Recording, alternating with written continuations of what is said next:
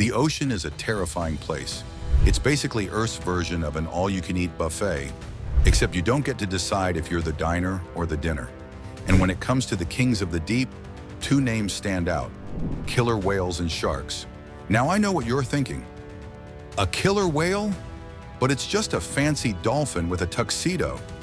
My friend, you're about to learn why this so-called fancy dolphin is the true nightmare of the ocean.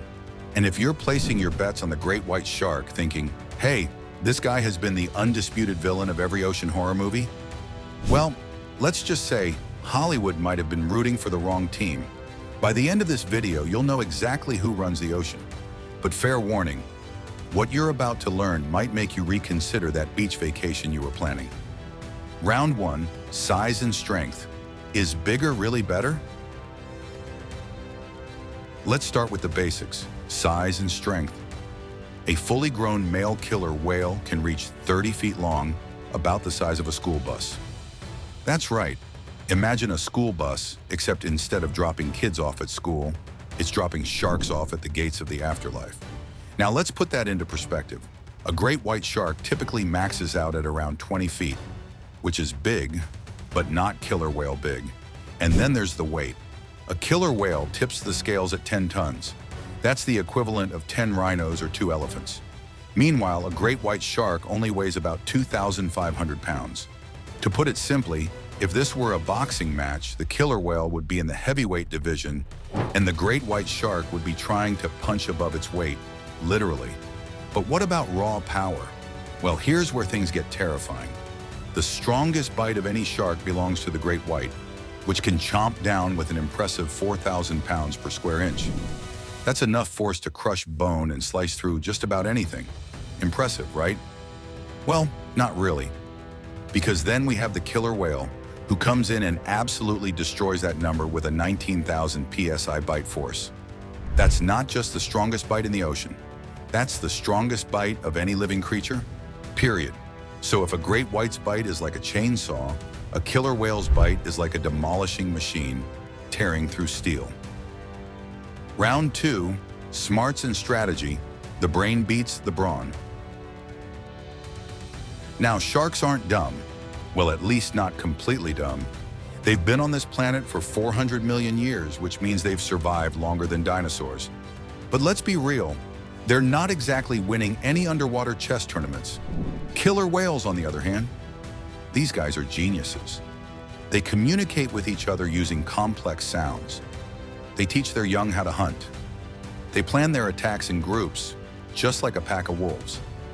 Meanwhile, a shark's battle strategy is more like see food, bite food. Killer whales outthink their prey, and when it comes to sharks, they've actually figured out their biggest weakness. Did you know sharks have an off switch? It's called tonic immobility, a fancy way of saying if you flip a shark upside down, it goes into a trance. And guess who knows about this weakness and actively uses it to their advantage?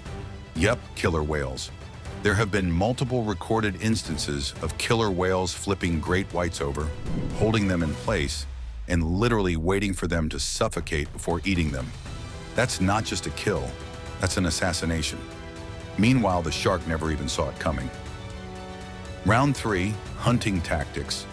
Lone wolf versus pack of assassins. Let's talk about hunting tactics, because this is where the real battle is won or lost. A great white shark is a solo predator. It hunts alone, relying on ambush attacks and sheer power to take down prey. It stalks from below, then rockets upwards in an explosive strike, often killing with a single devastating bite. Sounds pretty terrifying, right? Well, it would be if it weren't up against the ultimate predator of the ocean. Killer whales don't hunt alone. They hunt in teams like a squad of underwater assassins, and they don't just attack, they strategize. These guys have been observed coordinating attacks with military-level precision. They'll surround a shark, cut off its escape routes, and then take turns ramming into it at full speed, like a biological battering ram. And remember, these things weigh 10 tons. That's like getting hit by a speeding truck, over and over again.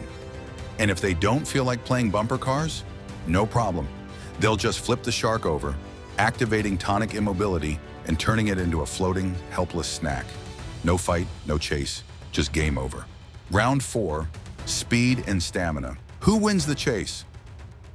Okay, so what if a great white shark tries to escape? Can it outrun a killer whale? The answer, not a chance. A great white shark can reach speeds of about 25 miles per hour in short bursts, which is impressive. But killer whales? These guys can hit 35 miles per hour and maintain high speeds for much longer.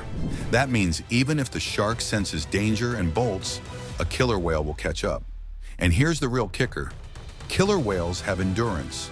Sharks have to constantly keep swimming to stay alive, but they tire out over long chases. A killer whale? It's a mammal. It breathes air, has high endurance, and can outlast a great white in a chase every single time. So whether it's a sprint or a marathon, the great white loses.